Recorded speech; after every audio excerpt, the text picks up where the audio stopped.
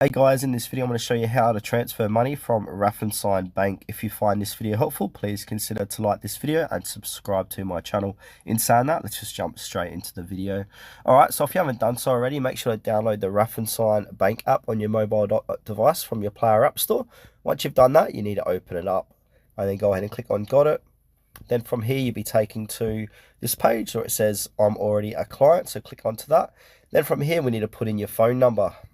So put in your phone number and then your password, or you might get a 6 or 8 digit code sent to your phone number to access your account. Alright, so after you're logged in using your credentials, we want to go ahead and click onto either transfer money or payment section inside the app. Then choose the type of transfer. So we can do an internal transfer, so you can transfer between your own accounts to another Raiffeisen account, or an external transfer, so to an account in another bank. If you're doing it in another bank, include the recipient's details, which include the full name, IBAN or account number, and the SWIFT BIC code for international transfers. Then input the transfer amount and an optional description. Then from there, review all details so carefully to ensure everything's accurate, and then confirm the transfer. After that, you will receive a confirmation message upon successful completion.